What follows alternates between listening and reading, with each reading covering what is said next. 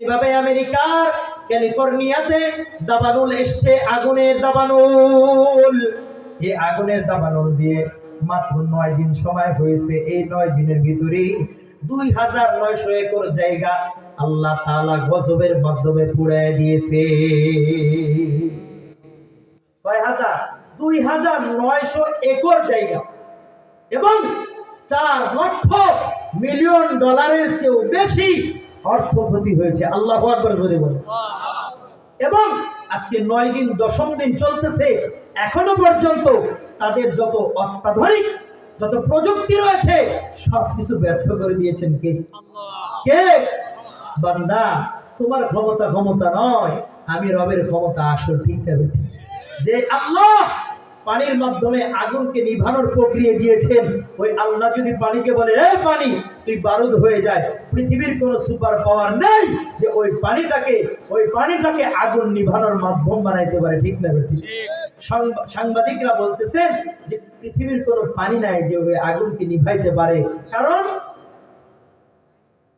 ওই আগুনটা এমন কোন আগুন নয়, বরং ওই আগুনটা হলো 50 বছরে মুসলমানদের রক্ত নিয়ে হোলি খেলার যে আহাজারি আর যে কান্না, আর ফিলিস্তিনের 30,000 নিরহ বাচ্চাদের যে কান্নার আহাজারি, এই আহাজারির আগুন হলো আমেরিকার ওই হলিউডের ওই ক্যালিফোর্নিয়ার রাজ্যের ভিতরে যে আগুন আর দাবানল চলতেছে, সেটা আওয়াজ দিয়ে বলো। ঠিক না বেঠিক? মুসলমানরা যদি আল্লাহর কাছে তোমাদের বিপক্ষে যে বদদোয়া দিয়েছে, আল্লাহর কাছে দোয়া করে যদি তোমাদের জন্য প্রার্থনা না করে, আমরা মনে করি আল্লাহ তাআলা তোমাদের উপর থেকে এই গজব সরাবেন না। বলে ঠিক না বেঠিক? কারণ মাজলুমের বদদোয়া আর আল্লাহ তাআলার মাঝে 70,000 পর্দা দূর হয়ে এই বদদোয়া আর আল্লাহ তাআলার মাঝে কোনো পর্দা থাকে না। সুবহানাল্লাহ। এজন্য মুমিন মুসলমান তাদের থেকে শিক্ষা নেওয়া, আল্লাহর গজব, আল্লাহর আযাব যখন তখন আমার আর আপনার উপরে আসতে পারে। যদি চলে আসে, পৃথিবীর কোন পরাশক্তি যে तमाम বিশ্বকে নিজেদের নেতৃত্ব দিয়ে লিড দিচ্ছে, আজকে তারাও অসহায়, আজকে তারা নিরুপায় হয়ে যাচ্ছে। তারা পারছে না, তারা বুঝছে না কিভাবে করবে, কারণ এটা তো এমন তেমন আগুন নয়, এটা আমার রবের পক্ষ থেকে গজব। বলেন ঠিক না? এই জন্য আমার হাবিবে কিবরিয়া বলেন, আমার উম্মতেরা রে, 7টা কাজ হওয়ার পূর্বে তোরা নেক আমল বৃদ্ধি করে দে। নেকির আমল বৃদ্ধি কর। বাদিরু বিল আ'মালি 7টা কাজ, 7টা অবস্থা আসার পূর্বে নেক আমল শুরু করে দাও। 1 নাম্বার হলো এমন দারিদ্রতা, যে দারিদ্রতা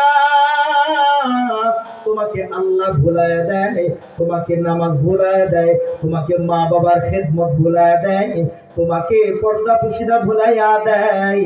এমন দারিদ্রতা আসার পূর্বে আমল শুরু করে দাও।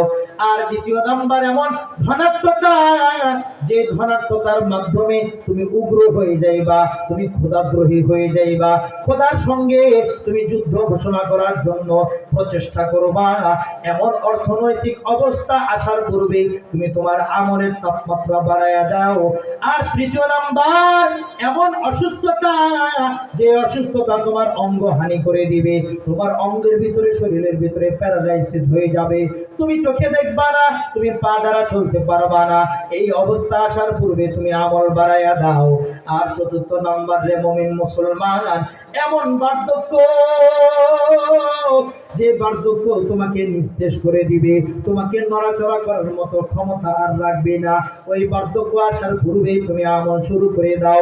আর 4 নাম্বার রে মুসলমান, এমন একটা মওত, এমন একটা মৃত্যু, আজকে ওই কবরস্থানে আমার আর আপনার মতো কত সুঠাম দেহের অধিকারী মুসলমান নরনারীরা আজকে শায়িত রয়েছে। আজকে তারা উঠে আসতে পারতেছে না। কবরের উপর দিয়ে ছাগল চড়ে কিন্তু উঠতে পারে না, কুকুর বিচরণ ছড়ে কেউ উঠতে পারে না, কারণ তারা আজকে আসতে পারবে না। মৃত্যু নামক যে যন্ত্রণাটা, মৃত্যু নামক যে রবের পক্ষ থেকে আদেশ তাদেরকে গ্রাস করে নিয়েছে, এই কারণে তারা আজকে উঠে আসতে পারবে না। বলে বান্দারে, আকস্মিক মৃত্যু আসার পূর্বে আমল বাড়ায়া দাও। আর বান্দা, তুমি কিসের অপেক্ষা করো? দাজ্জালের অপেক্ষা করো যে দাজ্জাল আসবে, এরপরে তুমি আমল শুরু করে দিবে। না না, ফাশাররু গায়বিন ইয়ানতাজির, তুমি অত্যন্ত নিকৃষ্ট একটা অদৃশ্য জিনিসের অপেক্ষমান। ওই দাজ্জাল আসে, তুমি তোমার ঈমানটাকে নবায়ন করতে পারবা না। আর মুমিন মুসলমান 7 নম্বর হলো, তুমি কি কিয়ামতের অপেক্ষায় রয়েছো? ওরে মুমিন মুসলমান, কিয়ামতের যে আলামত গুলো রয়েছে আমার নবী সবকিছু বর্ণনা করে গিয়েছেন। বড় বড় আলামত সব প্রকাশ হয়ে গিয়েছে। এখন কখন যে কিয়ামত আসবে আমার আপনার জানা নাই। এই কারণে আজকে থেকে আমার আপনার জন্য উচিত হলো এখান থেকে আমলের জন্য চিরপ্রতিজ্ঞাবদ্ধ হওয়া। হযরত উবাই ইবনে কাব 2 রাকাত নামাজের তেলাওয়াত শেষ করে দিতেন। হযরত তামিমে দারিকে হযরত উমর রাদিয়াল্লাহু তাআলা আনহু পাঠাইলেন, যাও যাও, পাহাড় থেকে মদিনার দিকে দাবানল আসতেছে, অগ্নিগিরি আসতেছে, এটার উপরে একটু শাসন করে আসো। হযরত তামিমে দারি রাদিয়াল্লাহু তাআলা আনহু ওই আগুনের সামনে 2 হাত সম্প্রসারিত কইরা দাঁড়ায় এবার আগুনের সামনে কুস্তি করতেছে। আল্লাহু আকবার। আগুনের সঙ্গে কুস্তি করে। এই আগুন, যা যা, তুই কি জানোস না এই শহরের ভিতরে আমার নবী সাহিত্য রয়েছে? এই কারণে যা যা, খবরদার এই শহরের ভিতরে তুই ঢুকবি না। আল্লাহর বান্দা বলতে দেরি আমার রব এই আগুনকে গোলাম বানিয়ে দিয়েছেন মুমিন বান্দা। হযরতে তামিমে দারি বলতে দেরি, আগুন তার আপন জায়গায় যাইতে দেরি হয় না। আগুন তার আপন জায়গায় চলে গিয়েছে। আমার আর আপনার তো বর্তমানে বিশ্বাস করতো দুষ্কর হইতেছে, আগুন কথা শুনবে। হ্যাঁ, যাদের ইমানের পাওয়ার যেমন তাদের জবানের পাওয়ারও তেমন, ঠিক না বেঠিক? হযরতে শাহজালাল ইয়ামানি রহমতুল্লাহ আলাইহি আল্লাহু আকবারের ধ্বনি দিতে দেরি, সুপার পাওয়ার গোল গোবিন্দ মসনদ তহসনস হইতে দেরি হয় নাই। আল্লাহু আকবার। এই জন্য মুমিন মুসলমান, আমি আর আপনি যদি সাহাবীদের পরবর্তী জামানায় তাবেঈদের দিকে যদি লক্ষ্য করি, ইমামে আবু হানিফা রাহমাতুল্লাহ আলাইহি বড় জানলে একজন তাবেঈ, বড় বড় ইমামদের একজন ইমাম। হযরত ইমামে আবু হানিফা রাহমাতুল্লাহ আলাইহি ইশারের নামাজ শেষ হয়ে যাইত, ইশারের নামাজের পর জায়নামাজ বিছায়া দাঁড়ায় যাইতেন। ফজরের আযান হইতো, হযরত ইমামে আবু হানিফা রাহমাতুল্লাহ আলাইহি জায়নামাজ থেকে নামাজ পড়তে পড়তে তারপরে তিনি দূর হইতে এশা থেকে নিয়ে ফজর পর্যন্ত, সুবহানাল্লাহ বলবেন। ওনার জীবনীতে আসছে 40 বছর পর্যন্ত এশারের ওযু দিয়ে ফজরের নামাজ তিনি পড়তেন। সুবহান। কয় বছর? 40 বছর পর্যন্ত তিনি এশারের ওযু দিয়ে ফজরের নামাজ পড়তেন। কি করতেন? যায় চায়ের দোকানে সিনেমা দেখতেন, বসে বসে চায়ের দোকানে যায় খেলা দেখতেন, রাত 12টার খবর দেখতেন না। ওনারা যায় নামাজে দাঁড়াইলে রবের সঙ্গে সরাসরি কথা বলতেন। সুবহান। হযরত ইমাম আবু ইউসুফ রাহমাতুল্লাহ আলাইহি আল্লাহর বান্দা প্রতিদিন 200 রাকাত নফল নামাজ পড়তেন। আল্লাহু আকবার। কত রাকাত? 200 রাকাত। এবং 1200 বার বিসমিল্লাহির রহমানির রহিম এই আয়াতটা তেলাওয়াত করতেন। সুবহানাল্লাহ। এই আয়াতটা রবের নিকটে বড়ই দাম। কি বলেন? বড়ই দাম। কোরআনে হাকিমের যতগুলো সূরা আছে ততগুলো সূরা অনুপাতে আমার রব কোরআনে হাকিমে এক সূরা ব্যতীত প্রত্যেক সূরার শুরুতে বিসমিল্লাহ দিয়েছেন। সুবহানাল্লাহ। আর যে সূরাতে নাই ওই সূরার বিকল্প হিসাবে আরেক সূরার মধ্যবর্তীতে দিয়ে দিয়েছেন। আল্লাহু আকবার। তার মানে এই আয়াতটা রবের নিকটে নিদামি নাকি অনেক দামি? অনেক দামি। এই আয়াতটাকে যদি ভালোবাসতে পারি, আমল করতে পারি, এই আয়াতের বিনিময়ে আল্লাহ রাব্বুল ইজ্জাত বিশির আল হাফি নামে হযরত ইমাম আহমদ ইবনে হাম্বল রাহমাতুল্লাহ আলাইহির উস্তাদ, উনাকে আল্লাহ তাআলা হিদায়াত দিয়েছেন এবং আল্লাহর ওলি বানিয়ে দুনিয়া থেকে নিয়েছেন। সুবহানাল্লাহ। সুতরাং এই বিসমিল্লাহকেও যদি আমি আর আপনি ভালোবাসতে পারি তাহলে আমাকে আর আপনাকে হিদায়াত দিবেন কে? ইমাম আবু ইউসুফ রাহমাতুল্লাহ আলাইহি 1200 বার বিসমিল্লাহ পড়তেন। সুবহানাল্লাহ বলবেন না? শুধু এখানে শেষ নয়, তিনি একদিক দিয়ে ছিলেন বিচারপতি ছিলেন। কি ছিলেন? বিচারপতি বাদশাহ হারুন রশিদের জামানায় এমন তেমন বিচারপতি না যে টাকা দিলাম আর শেষ হয়ে যাবে, বরং মাঝে মাঝে তিনি হারুন রশিদকেও কাঠগড়ায় দাঁড় করাইতেন। সুবহানাল্লাহ বলবেন। আল্লাহর এই বান্দা যাই নামাজে দাঁড়ায় যাইতেন, 200 রাকাত নফল নামাজ পড়তেন এবং এক সপ্তাহে একবার কোরআনে কারীমের খতম করতেন। কয় শতবার? 7 দিনে এক খতম, 1200 বার বিসমিল্লাহ আর 200 রাকাত নফল নামাজ। আমি আর আপনি কি করি?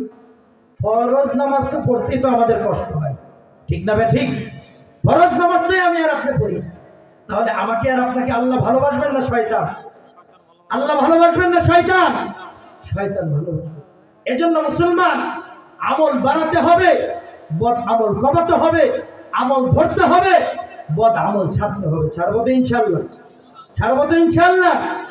আরেকজন মনীষীর আলোচনা করে আলোচনা শেষ দিকে যাব। হযরতে ইউনুস রাহমাতুল্লাহ আলাইহি, বলেন কি নাম? হযরতে ইউনুস রাহমাতুল্লাহ আলাইহি। তিনি তার জীবনে তিনি বিবাহ করেন নাই। কি করেন নাই? শাইখ ইউনুস রাহমাতুল্লাহ আলাইহি বিবাহ করেন নাই। তিনি বলেন নাকাহতু বিল বুখারী, আমি তো বুখারী শরীফটাকে নিজের স্ত্রী বানিয়ে নিয়েছি। সুবহান। আমি আমার বিবাহ কার সঙ্গে করেছি? বুখারী শরীফের সঙ্গে। বুখারী শরীফ ওনার ছিল নেশা, ওনার ছিল পেশা। আল্লাহর বান্দা এত বড় আবেদ ছিলেন। তিনি বলেন আমি সূরা ইখলাস এত বেশি পড়তাম, কুল হুয়াল্লাহ শরীফ এত বেশি পড়তাম যে স্বপ্নে যোগে 2 বার আমি আমার রবের সঙ্গে দিদার করে ফেলেছি। সুবহান। কয়বার? 2 বার তিনি দিদার করে ফেলেছেন। কোন সূরার মাধ্যমে? সূরা ইখলাস। বলেন না কোন সূরা? সূরা ইখলাস। আল্লাহর নবীর একজন সাহাবী হযরতে মুআবিয়া ইবনে মুআবিয়ার ইন্তেকাল হয়ে গিয়েছে। আল্লাহর রাসূলের পক্ষ আল্লাহ রাসূলের নিকটে জিবরাইল আমিন এসে বলেন ইয়া রাসূলুল্লাহ, আল্লাহ তাআলা বলেছেন মুআবিয়ার জানাজার নামাজের ইমামতি আপনাকে করার জন্য। আল্লাহ রাসূল বলেন মুআবিয়া তো আমার থেকে 60-70 কিলোমিটার দূরে, সুতরাং আমি মুআবিয়ার জানাজা কেমনে পড়াইব? হযরতে জিবরাইল আমিন বলেন ইয়া রাসূলুল্লাহ, ফয়সালা দিয়েছেন আল্লাহ, ব্যবস্থা করবেন কে? আল্লাহ রাসূল প্রস্তুতি গ্রহণ করেছেন। হযরতে জিবরাইল আমিন নূরের 2টা পখা দিয়ে যখন আঘাত করেছেন, মধ্যবর্তী যত অন্তরায় ছিল সব দূর হয়ে গিয়েছে। আল্লাহু আকবার। একদম হযরতে মুআবিয়ার লাশ আল্লাহ রাসূলের সামনে চলে আসছে। Live cast, Zoom meeting. হযরতে মুহাম্মদ আরবি সাল্লাল্লাহু আলাইহি ওয়াসাল্লাম জানাজা পড়ানোর জন্য অগ্রসর হচ্ছেন। এমন তো অবস্থায় দেখতেছেন সূর্যের আলোটা ম্লান হয়ে যাচ্ছে। আল্লাহ রাসূল জিবরিল আমিনকে বলে ও জিবরিল, বুঝলাম না সূর্য গ্রহণ শুরু হয়ে গেল কিনা?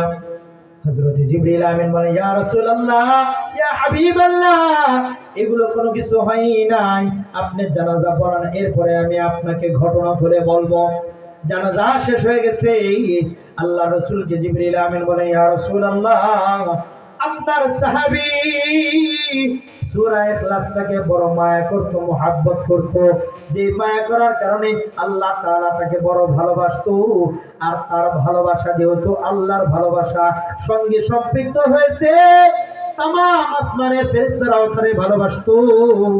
তার জানাজায় অংশগ্রহণের জন্য তামাম ফেরেশতারা আসমান থেকে যখন নিজের পথটাকে বিক্ষিপ্ত কইরা, প্রচার কইরা, বিস্তৃত কইরা যখন আসমান থেকে জমিনে আসতেছিল, ওই ফেরেশতাদের পরের পিছনে সূর্যের কিরণ ম্লান হয়ে গেছে, যার কারণে জমিনের উপরে সূর্যের কিরণ আর তাপ ছিল না।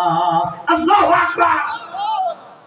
তার মানে মুসলমান, কোরআনে হাকিমের ভালোবাসা করলে, কোরআনের হাকিমের সঙ্গে যদি লাভ করা যায়, ভালোবাসা যায়, মহাব্বত করা যায়, ভালোবাসবেন কে? আল্লাহর বান্দা শাইখ ইউনুস রাহমাতুল্লাহ আলাইহি বলেন আমি যেহেতু সূরা ইখলাসের সঙ্গে ভালোবাসছি, স্বপ্নে আমি আমার রবকে 2 বার দিদার পাইছি। এই কারণে মুমিন মুসলমান সাহাবায়ে কেরাম আমলের জন্য ছিল পাগল, সাহাবায়ে কেরাম আখিরাতের জন্য ছিল পাগল, সাহাবায়ে কেরাম দুনিয়ার জন্য ছিল উদাসীন। দুনিয়া বুঝতেন না, দুনিয়াদারি বুঝতেন না, আখিরাতের ব্যাপারে ছাড়তেন না। আমি আর আপনি হয়ে গেছি উল্টা, দুনিয়াটা বুঝি আখিরাতটা ছাড়ি, দুনিয়াটা ধরি আখিরাতটা ছাড়ি। খোদার কসম করে বইলা যায়, আল্লাহর যেই বান্দা বান্দিরা দুনিয়া ধরেছিল আখিরাত ছাড়ছিল, এই গোরস্থানে শায়িত তারা রয়েছে, তাদের কি হালত আল্লাহ জানে আর তারা জানে। কতটা আফসোস করতেছে একমাত্র তারা জানে আর আল্লাহ জানে। আমার আর আপনার যেন সেই আফসোসটা জীবনে না আসে, এই কারণে আমার আর আপনার আজকে থেকে প্রতিজ্ঞাবদ্ধ হওয়া দরকার যে আমি আর আপনি আজকের পর থেকে আখিরাতকে ধরবো, দুনিয়াকে ছাড়বো ইনশাআল্লাহ। রাজি আছি সবাই ইনশাআল্লাহ? রাজি আছেন সবাই ইনশাআল্লাহ? ওরে মুমিন মুসলমান, দিলের ভিতরে একটু আফসোস নিয়ে আসো, আফসোস। তারাও ছিল মানুষ, আমরাও মানুষ, তাদেরও দুনিয়া দরকার ছিল, আমাদেরও দরকার, কিন্তু তারা সকল কর্মব্যস্ততার ভিতরে আল্লাহকে ভুলে নাই, কবরকে ভুলে নাই, আখিরাতকে ভুলে নাই। আমি আর আপনিও যদি এমন কইরা আল্লাহর প্রিয় ভজন হইতে চাই, আমল যদিও কিছু ছুঁইটা গেছে, কিন্তু আর একটা ফর্মুলা রয়েছে। আল্লাহ তাআলা বলে, বান্দা নেকির কাজ কইরা যেমন আমার প্রিয় হইতে পারবা, নেকির কাজের ভিতরে যদি কমতি আইসা যায়, তাওবা এবং ইস্তিগফার কইরাও আমি রবের প্রিয় ভজন বান্দা হইতে পারবা। নেকির ভিতরে যে কমতি চলে আসছে, ওই কমতির জন্য আমি আর আপনি যদি তাওবা করি রবের নিকটে, তাহলে আমার রব বলেন, ইন্নাল্লাহা ইউহিব্বুত তাওয়াবিন, আমি আল্লাহ তাওবাকারীদেরকে ভালোবাসি। সুবহানাল্লাহ, চিৎকার দিও। তাওবা করা, অনুশোচনা করা, ইস্তিগফার করা। হযরতে মুসা পয়গম্বর আলাইহিস সালাওয়াতু ওয়াত তাসলিমকে আল্লাহ তাআলা বলে, মুসা ও কালিমুল্লাহ, যাও যাও, ওই মরুভূমিতে আমার একটা বান্দা মারা গিয়েছে, ওই বান্দার কাফন পড়াইবা, দাফন করবা, আবার ওই বান্দাকে তুমি জানাজার নামাজও পড়াইবা। কিন্তু রে কালিম, আমার ওই বান্দার জানাজাটা কিন্তু মরুভূমিতে করবা না, বরং তোমার ওই মহল্লার ভিতরে আয়না করবা। মুসা যাও, আমার ওই বান্দা মারা গেছে মরুভূমিতে, সেখান থেকে তুমি নিয়ে আসো, নিয়ে এসে তার দাফন করাও, কাফন করাও, জানাজার নামাজও পড়াইবা।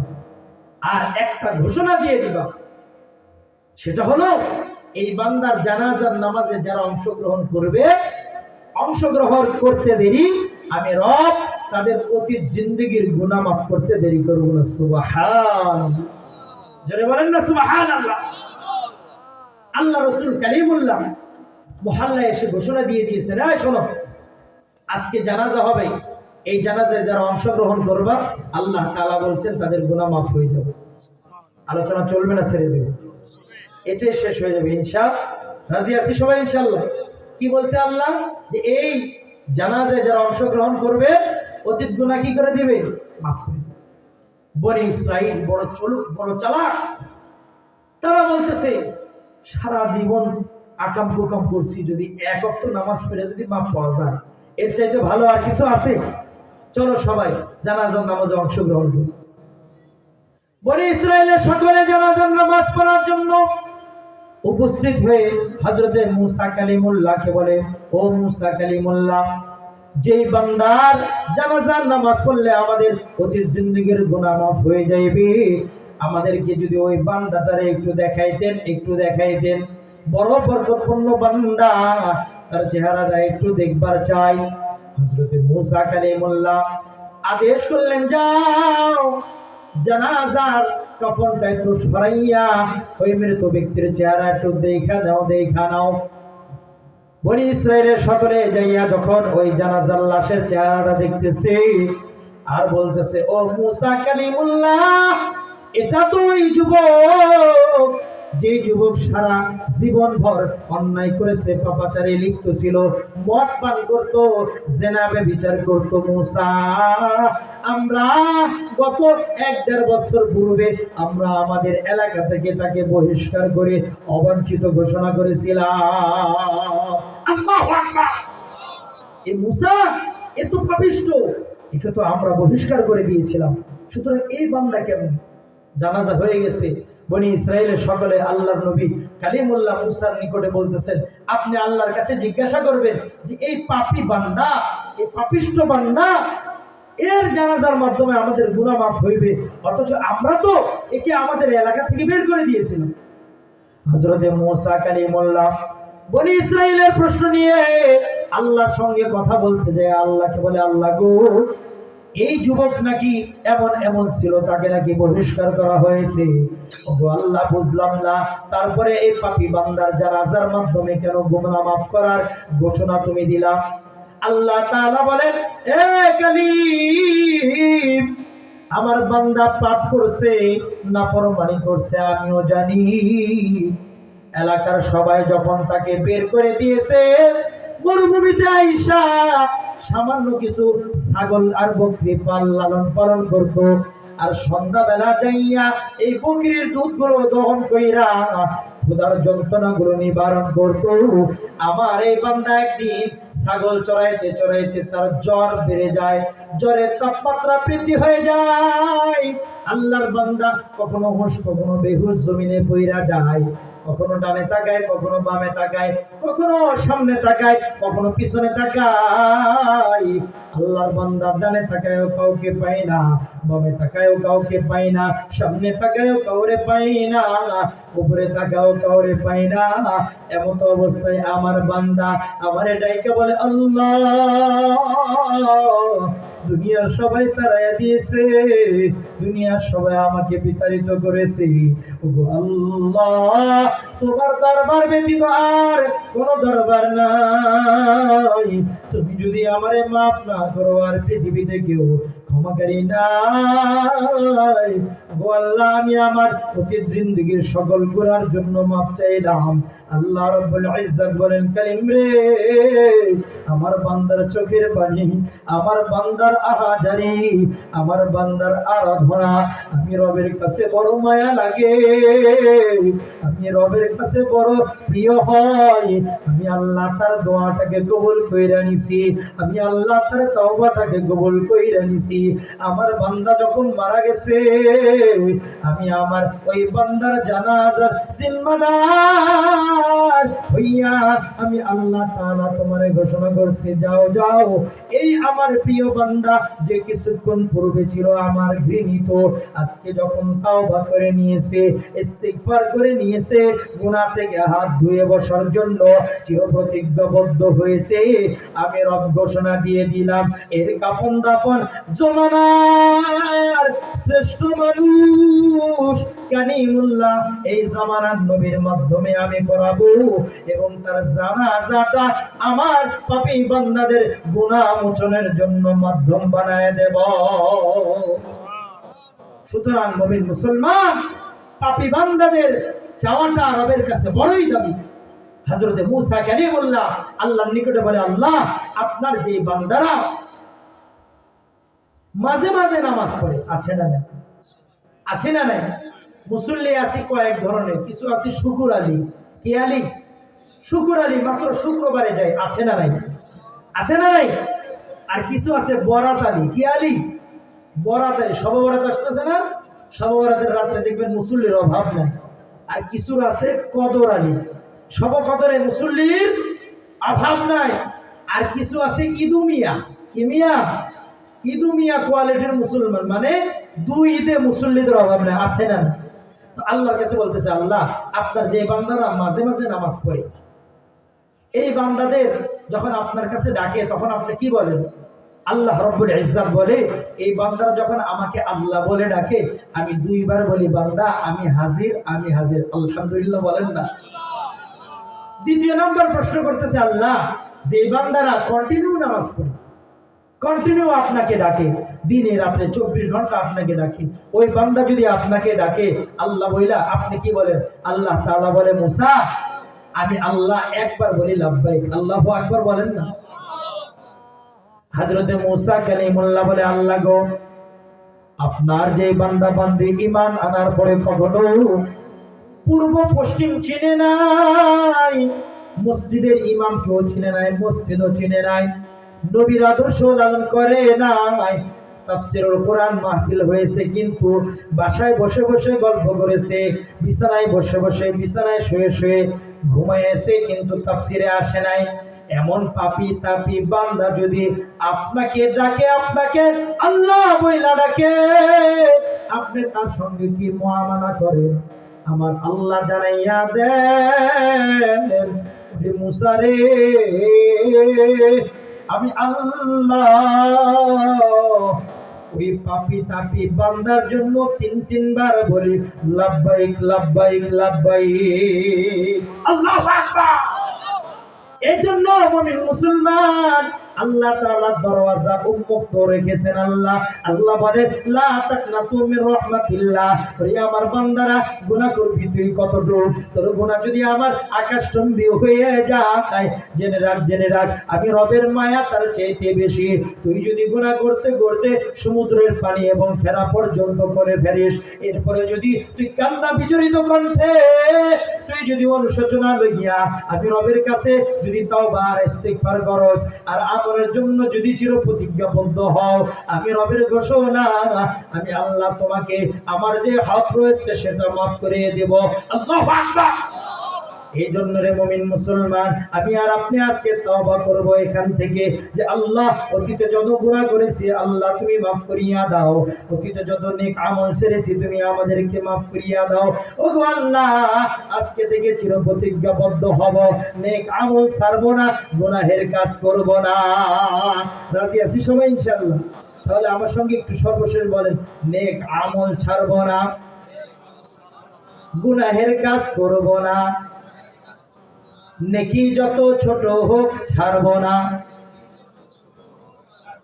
গুনাহ যত ছোট হোক করব না। একটু জোরে বলা যায় বাপজান? নেকি যত ছোট হোক ছাড়ব না, গুনাহ যত ছোট হোক করব না। রাজি আছি সবাই ইনশাআল্লাহ? পুরো আলোচনার সারসংক্ষেপ একটাই, নেকির কাজ যদি বেশি করি ভালোবাসবেন কি? কে? আর নেকির কাজ যদি না করি ভালোবাসবে কে? জোরে বলেন না কে? এবার আমরা নিজের ডিসিশন নিয়ে নিব, আমার জিন্দেগিতে যদি নেকির তাপমাত্রা কম হয় তার মানে আমাকে ভালোবাসে কে? আর ওই ভালোবাসার বহির প্রকাশ হলো নেকির কাজ করতে গেলেও গুনাহ করি আমরা, ঠিক না ভাই? ঠিক না ভাই? ঠিক। নামাজ পড়তে গেলেও গুনাহ করি কি করি না? বিবাহ এটা ইবাদত কি ইবাদত না? নফল ইবাদত না ফরজ? এই ফরজ ইবাদত করতে গেলেও আমরা গুনাহ করি কি করি না? কিসের নামাজি, কিসের হাজি, কিসের আলেম, কিসের মুসল্লি, কিসের দাড়িওয়ালা, কিসের পাগড়িওয়ালা, অধিকাংশ বিবাহের ভিতরে এখন গুনাহে কবিরার ছাইলা, ঠিক না ভাই? ঠিক। 1 নাম্বার, ডেট সেট না বাজলে বিবাহ অশুদ্ধ, ঠিক না ভাই? ঠিক। 2 নাম্বার, বিবাহ পরিপূর্ণ হওয়ার জন্য ওয়াজিব হলো গায়ে হলুদের অনুষ্ঠান করতে হবেই হবে, ঠিক না ভাই? ঠিক। 3 নাম্বার, ফরজে আইন হলো যুবক যুবতীদেরকে একসঙ্গে ড্যান্সের আয়োজন করতে হবেই হবে, ঠিক না ভাই? ঠিক।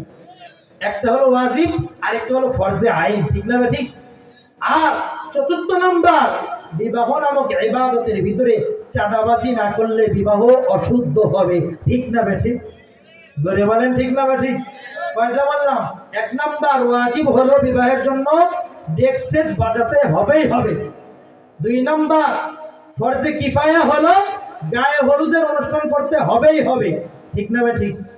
3 নাম্বার, ফরজে আইন হলো বিবাহের ভিতরে নারী পুরুষ একসঙ্গে অবাধে খানা খাওয়ানোর আয়োজন করতে হবেই হবে, ঠিক না ভাই? ঠিক। 4 নাম্বার, ফরজে আইন তাকিদের সঙ্গে চাঁদাবাজির টেবিল পাততে হবেই হবে। আওয়াজ দিয়ে বলেন আছে না নাই? আছে না নাই? এটাই শেষ আলোচনা, আছে না নাই? বাপজানরা, বিবাহ এটা ফরজ ইবাদত। কি ইবাদত? যারা বলেন কি ইবাদত, এবং আরেক দিক দিয়ে সকল নবীদের সুন্নাত। সুবহানাল্লাহ বলেন। এবার বলেন তো দেখি, নেকের কাজের ভিতরে যদি গুনাহে কবিরা আসে, গান বাজানো গুনাহে সগীরা না কবিরা? গান, এটা আল্লাহ খুশি হন না শয়তান নারাজ হয়?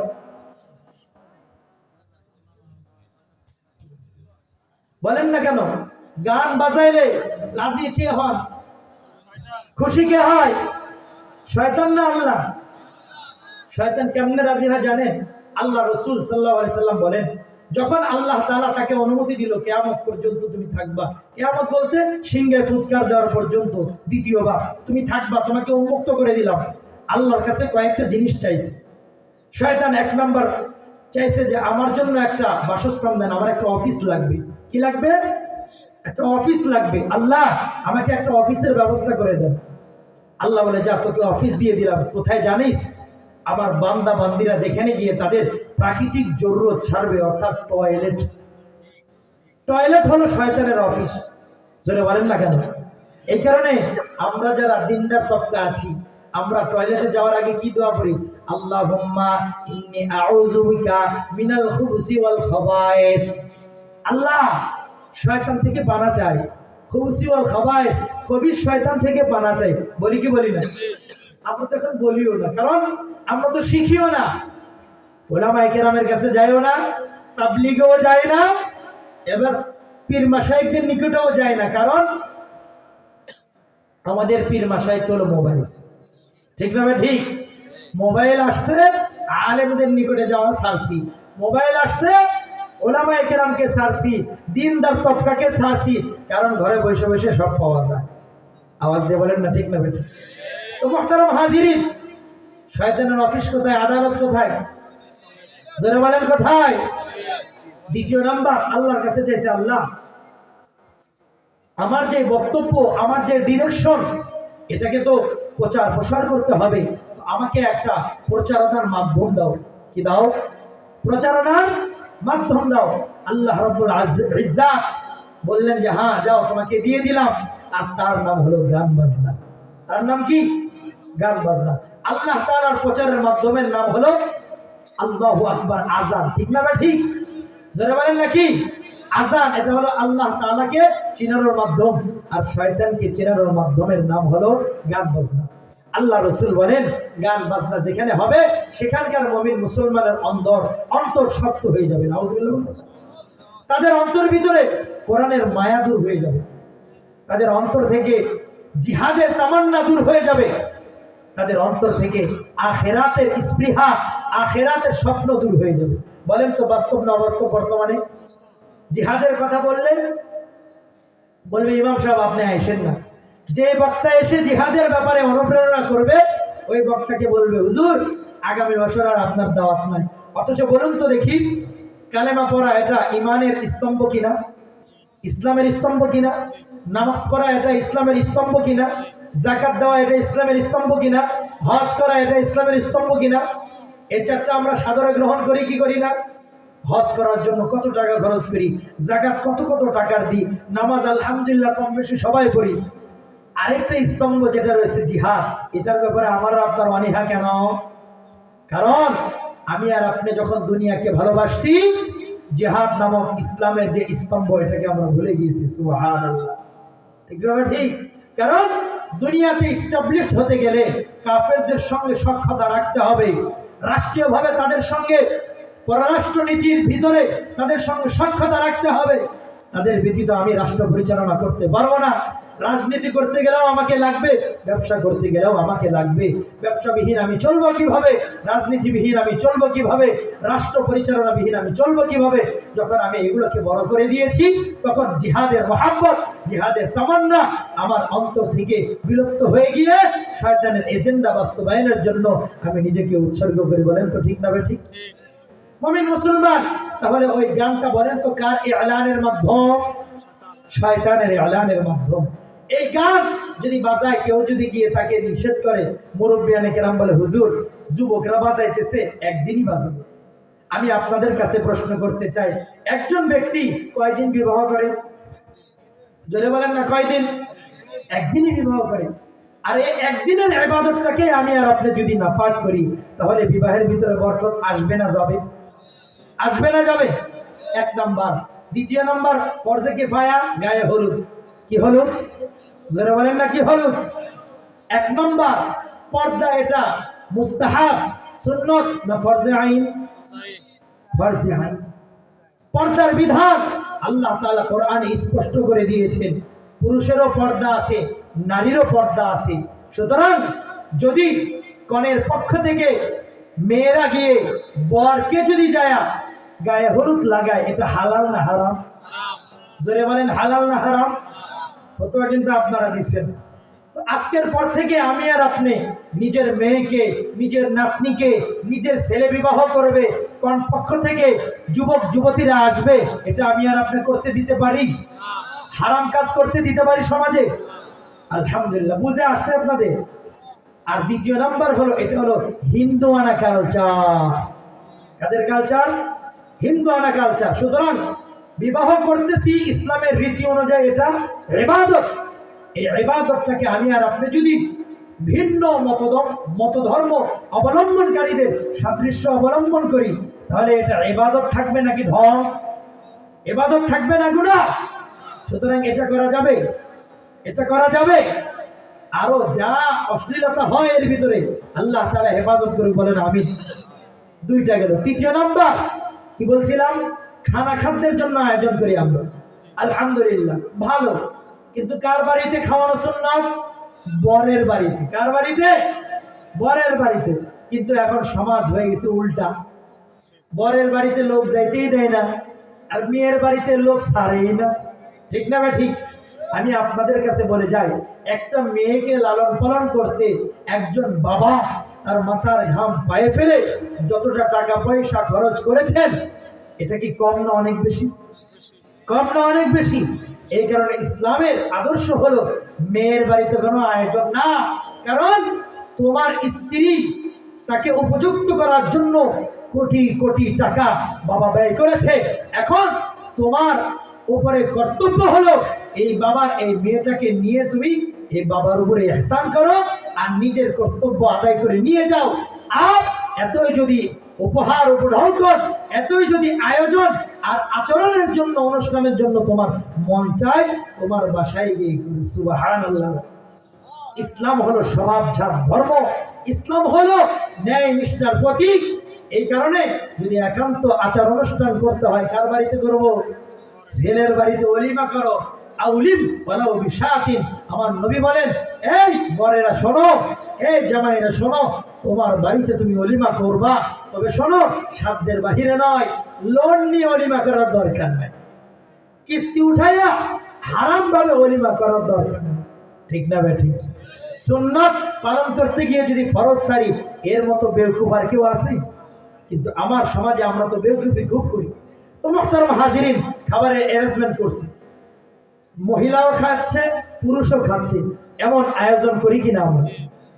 একান্ত যদি পরিবারকে দাওয়াত দিতে চান, মহিলাদের অ্যারেঞ্জমেন্ট করবেন ওই 1400 মাইল দূরে, পুরুষের অ্যারেঞ্জমেন্ট করবেন 1400 মাইল দূরে। ঠিক না ঠিক? কারণ প্ল্যাটফর্ম, হসপিটাল, বিবাহ শাদী কয়টা? যুবকরা ভালো করে শোনো, প্ল্যাটফর্ম, বাস স্ট্যান্ড আর হসপিটাল, বিবাহ শাদী, এই তিনটা জায়গায় আসল স্বামী স্ত্রীর হারায় ফেলে। ঠিক না ঠিক? পরকীয়া কেন্দ্রবিন্দু হলো এই তিনটা জায়গা। কয়টা? যারা বলেন কয়টা? এক number rail station, bus station, এগুলোর ভিতরে সবচেয়ে বেশি আকাম-কুকাম। ঠিক না ঠিক? দুই নাম্বার বিবাহ শাদী। দুই শাদী, বিবাহ শাদী, ওইখানে বিবাহ করতে যাবে একজন, কিন্তু বউ চয়েস করতে যায় 1000 জন। ঠিক না ঠিক? যুবকরা তাকলে থাকে যে দেখি কে আসে, কোন বিয়েন্ডা আসে, কোন যুবতীটা আসে, পছন্দ হয়ে গেছে তো বাস পটানো শুরু হয়ে যায়।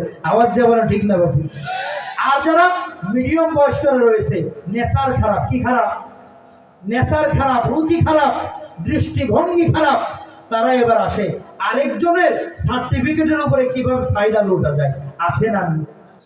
স্ত্রী আরেকজনের ওর সাইনবোর্ডকে ব্যবহার কইরা, লাইসেন্স ব্যবহার কইরা গাড়ি চালাইতে চায়, এমন আছে না নাই? আছে না নাই? দ্বিতীয় নাম্বার হলো বিবাহ শাদী। আর এক নাম্বার গেছে কি রেল স্টেশন, বাস স্টেশন, দ্বিতীয় নাম্বার বিবাহ শাদী, তৃতীয় নাম্বার হসপিটাল। এই হসপিটাল মানুষের মন থাকে দুর্বল, যারা একটু মন সমস্যা এরা এবার কি করে মন দুর্বলতা দেখে যদি থাকে যুবক তরুণীকে ভাগানোর চিন্তা করে, আর যদি থাকে একটু মন মানসিকতা খারাপ বলা কোনো বয়োবৃদ্ধ বা মিডিয়াম বয়স্ক, এবার তারা তাদের সঙ্গে একটু সম্পর্ক জড়াইতে চাই। বলেন ঠিক না বেঠিক? তো মুমিন মুসলমান, আমি বিবাহটা করাচ্ছি আমার সন্তানের ভালোর জন্য। এখানে এসে যদি আরেকজনের বৈধ স্ত্রী হাতছাড়া হয়ে যায়, আরেকজনের 20 বছরের লালিত পালিত স্বপ্ন রাজকন্যাটা যদি একজন নষ্ট ভ্রষ্ট যুবকের হাত ধরে বাবার চেহারায় চুনকানি মেখে যদি চলে যায়, তাহলে এই বিবাহটা সমাজের জন্য কল্যাণকর না অকল্যাণকর? এটা আসবে কিসের মাধ্যমে? এই যে বিবাহটা যখন একত্রে আমি আর আপনি নারী পুরুষের অবাধে খানা খাদ্যের ব্যবস্থা করব, অ্যারেঞ্জমেন্ট করব, খোদার কসম করে বলি 100 থেকে 99টা বিবাহের ভিতরে এই সমস্ত কুকর্মগুলো বাস্তবায়ন হয়। আওয়াজ দিয়ে বলেন ঠিক না বেঠিক? তৃতীয় নাম্বার বাপ জানেরা, বিবাহের ভিতরে সবচেয়ে বড় যে কাজটা হয় তার নাম হলো অপচয়। তার নাম কি? অপচয়। লাইটিং এর অপচয়। কিসের অপচয়? লাইটিং এর অপচয়। এবং খানা খাদ্যের ভিতরে তো অপচয় আছেই আছে।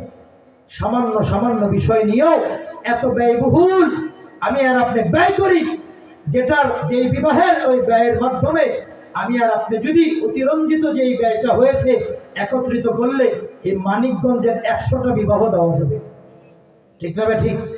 আপনার এই ব্যয়বহুল আকাশচুম্বী এই ব্যয়বহুল ব্যয়ের কারণে আপনি কি জানেন শত শত মেয়েগুলো আজকে তার কাপড়ের আঁচল তার মুখের ভিতরে এঁটে বাসার ভিতরে কান্না করে, 30 বছর অতিক্রম হয়ে গিয়েছে, তাদের বাবা মা তাদেরকে বিবাহ দিতে পারে না। কারণ আপনারা যৌতুক ধরে নাও অনেক ঊর্ধ্বে, কাবিন নামা দেন অনেক ঊর্ধ্বে, যার কারণে মিডিয়াম আয় রোজগারের যে ফ্যামিলিগুলো রয়েছে, মেয়ে দেখতে সুন্দর চরিত্রবান, এরপরেও দিতে পারে না। কারণ বরপক্ষ যখন আসে দেখে তাদের বাড়ির কোয়ালিটি ভালো না, কাবিন নামা বেশি দিতে পারবে না, যৌতুক বেশি দিতে পারবে না, তখন তারা পছন্দ করেন। তার মানে আপনারা জালেম। চিৎকার দেবেন ঠিক না ঠিক? আপনারা জালেম, যারা নিজেদের সাধ্য থাকার কারণে অতিরঞ্জিত করতেছেন, ব্যয় করতেছেন, অপচয় করতেছেন। আপনারা মুনসিফ আর ইনসাফগার তখন হতেন যে আমার মেয়ের সুখ হোক, এটাও আমি চাই। আমার এই সমাজের যে সমস্ত মেয়েগুলোকে বিবাহ দিতে পারছে না তাদেরকেও যেন তাদের পরিবার বিবাহ দিতে পারে। আমার মেয়ের এই খরচ থেকে সামান্য খরচ ওই সমস্ত মেয়েদের জন্য বরাদ্দ করে দিই। যদি আপনি এমনটা করেন, খোদার কসম করে বলি, এই সমাজ থেকে এই ডিভোর্সের হার কমে যাবে, এই সমাজ থেকে জেনা বেবিচার কমে যাবে, এই সমাজ থেকে যুবকদের যে চরিত্র হরণ হচ্ছে এই যুবকদের চরিত্র দূর হয়ে যাবে। বলেন তো ঠিক না ঠিক? তো বাপজানরা, আমি বলছিলাম যে বিবাহের ভিতরে এই সমস্ত অপকর্মগুলো হয়, বাস্তব না অবাস্তব? এই অপকর্মগুলো হওয়ার কারণে আজকে বিবাহ টিকে না। বিবাহ আজকে টিকে না। 1 মিনিটে প্রতিদিন 1 মিনিটে 60টা 50টা করে ডিভোর্স হইতেছে পুরো বাংলাদেশে। নাউজুবিল্লাহ বলবেন না? কেন? আকাশচুম্বী আমি আর আপনি কাবিন নামা দিয়েছি, তখন যে বিবাহ করলো তার সাধ্য আছে 3 লাখ টাকা, তাকে আমি দিয়ে দিলাম 13 লাখ টাকা। ঠিক না ঠিক? বলেন তো দেখি, এই স্বামীটা তার কাবিন নামার যে কাবিনটা হয়েছে এটা কখনো আদৌ সে পরিপূর্ণ করতে পারবে? কিন্তু কম তো দেখতেছে যে আমার স্বামীর নিকটে তো আমি 13 লাখ টাকা পাই। কয় লাখ? 13 লাখ টাকা পাই। আর মেয়ে জাতি কেমন জানেন? তাদের নিকটে যদি টাকা পয়সা থাকে, অলংকার থাকে, তারা থাকে আকাশে উড়তে থাকে। ঠিক না ঠিক? ঠিক না ঠিক? তো আল্লাহর বান্দিরা যখন দেখে কিরে আমার নিকটে 13 লক্ষ টাকা আছে, সুতরাং এই মগা আলমগীরের লগে আমি থাকবো কিতে? আমার রূপ আছে, আমার টাকা আছে, এই মগার থেকে আমি যদি যাইতে পারি এর চাইতে হ্যান্ডসাম লোক পাবো। বলেন তো এমন স্বপ্নে থাকে কি থাকে না? আর এই দিক দিয়ে মুরব্বিয়ানে কেরামরা যখন আমরা কাবিন নামাটা ধার্য করে দিলাম, আমরাও কিন্তু তাকে সহযোগিতা করি না? করি। বিবাহ শেষ, মুরব্বীরাও শেষ। আমার ঘর আমাকেই চালাইতে হবে, স্বামীর ঘর স্বামীকেই চালাইতে হবে, স্ত্রীকে স্ত্রীকেই চালাইতে হবে। মুরব্বীরা আসবে না ওই কাবিনের টাকা দিতে, আসবে কখনো? এজন্য মুরব্বী বাপজানদেরকে বলবো, আপনারা কাবিন নামাকে সহজ করুন, কাবিনকে সহজ করুন, জেনার দরওয়াজাকে বন্ধ করুন। আপনাদের পাশে একটা প্রসিদ্ধ জায়গা রয়েছে, পুরা বাংলাদেশ ব্যাপী জানে। ওই জায়গাটার নাম আমি নেব না। ওই জায়গায় সামান্য টাকা দিয়েই নিজের যৌবনের চাহিদা মেটানো যায়, ঠিক না? ঠিক। তো একটা যুবক যখন দেখে যে আল্লাহ, আমি যদি বিবাহ করতে যাই 5 লক্ষ 8 লক্ষ টাকা আমাকে দেলমোহর দিতে হবে, আমার এই টাকা নাইও, সুতরাং বিবাহ আমি করব না। আমার যেই যৌবিক চাহিদা রয়েছে 500 টাকা 200 টাকা দিয়ে আমি যেখানে চাই সেখানে মিটায় আসবো, ঠিক না? ঠিক। আর যদি যুবকদেরকে বলা হয়, এই যুবকরা শোন, আমরা আমাদের মসজিদে ফান্ড তৈরি করব, আমরা আমাদের মসজিদে ফান্ড তৈরি করব, এই ফান্ডে যে টাকা থাকবে সমাজের ভিতরে যাদের মেয়েদের বিবাহ দিতে পারছে না তাদের মেয়ের বিবাহের বাবদ আমরা খরচ করব, যাদের সন্তান পড়াশোনা করতে পারছে না তাদের সন্তানদের লেখাপড়ার টাকা আমরা এখান থেকে ব্যয় করব, যারা অসুস্থ চলতে পারছে না বড় অঙ্কের টাকা পয়সা লাগবে, আমরা আমাদের এই মসজিদের যে কমিটিরা রয়েছে এই টাকা আদায় করে চাঁদা উঠিয়ে আমরা তাদের চিকিৎসা বাবদ দিব। যে সমস্ত স্বামীহারা মায়েরা আছেন তাদের জীবন চলার জন্য তাদেরকে আমরা মসজিদ ফান্ড থেকে, মসজিদের কমিটি থেকে আমরা কিছু দিব। বলেন তো দেখি, কোনো একটা মহল্লায় দরিদ্র হতে পারে আর থাকতে পারে?